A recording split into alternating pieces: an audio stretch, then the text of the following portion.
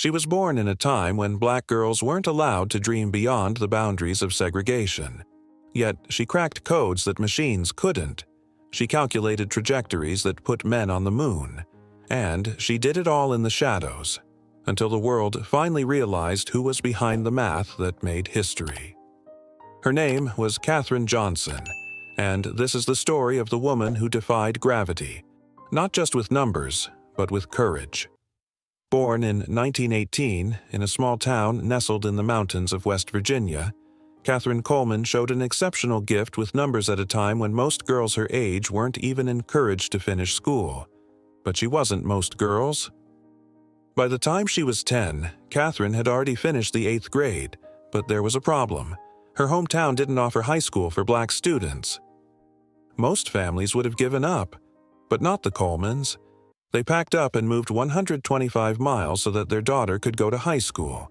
Because when talent knocks, real families move mountains. And Katherine, she didn't just attend high school. She graduated at 14, college at 18, magna cum laude. She was a quiet storm, polite, precise, and unstoppable. With a degree in mathematics and French from West Virginia State College, Katherine wanted to do more. Teach, sure, but her heart yearned for numbers, for data, for the stars. But this was America in the 1940s, a time when gender and race mattered more than talent. The color of her skin and the fact that she was a woman often shut doors before she could even knock. She became a teacher, the only real job offered to black women with degrees, and while she loved shaping young minds, her own mind burned with bigger questions. How do we get to space? How do we bring them back? In 1952, opportunity came knocking, not loudly, but enough to hear if you were listening. The National Advisory Committee for Aeronautics, NACA, the predecessor to NASA, was hiring women as computers to process complex mathematical calculations by hand. Katherine applied, and in 1953, she walked into Langley Research Center. At Langley, the halls were white, the walls, the coats, the expectations. Katherine entered the colored computing pool, a separate wing for black women who would do the grunt work, quietly, diligently, without thanks. But Katherine wasn't built for the background.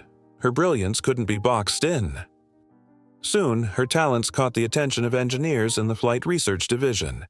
They needed someone who could handle analytic geometry. A colleague said, "You know who would be good? That girl from West Virginia." That girl joined the meetings. At a time when women weren't even allowed in the room, she was asking questions, checking the work of men who sent planes across the sky.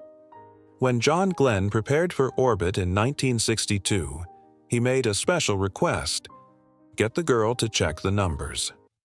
He meant Katherine. He trusted her more than machines. Think about that. The stakes were higher than ever. The Soviet Union had already launched Sputnik. The Cold War wasn't just political, it was mathematical. Calculations had to be exact. Lives depended on it. The nation's pride depended on it. Katherine was now at the center of the Apollo mission calculations, calculating launch windows, re-entry angles, and trajectories that could not be wrong. Computers failed. Katherine didn't. One mistake could mean a dead astronaut. One decimal could doom the mission. But Katherine's hands never shook. Her mind never blinked.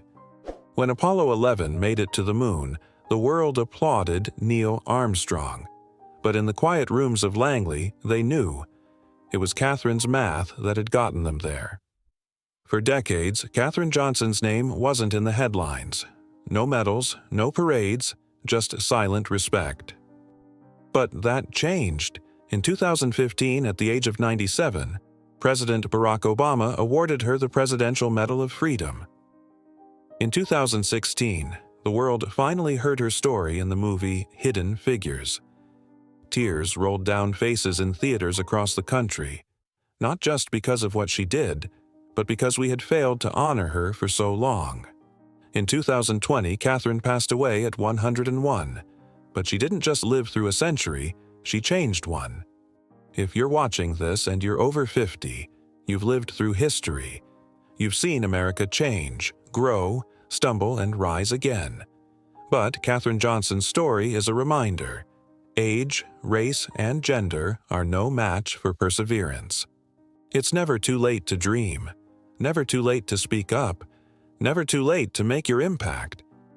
Katherine wasn't loud, she didn't demand the spotlight, but her work, her truth, could not be ignored forever. Maybe you, too, feel like the world has forgotten the value of wisdom, experience, or quiet strength. Let Katherine's story remind you. Real legacy isn't built on applause. It's built on character. If Katherine Johnson's journey moved you, if it stirred something inside you, don't let it stop here. Share her story. Keep it alive. Pass it to your daughters, your grandsons, your neighbors. Subscribe to our channel for more real-life stories of unsung heroes who shaped the world. One quiet decision, one unshakable value at a time. And remember, you don't have to be loud to change the world. You just have to be right and brave enough to believe you belong in the room.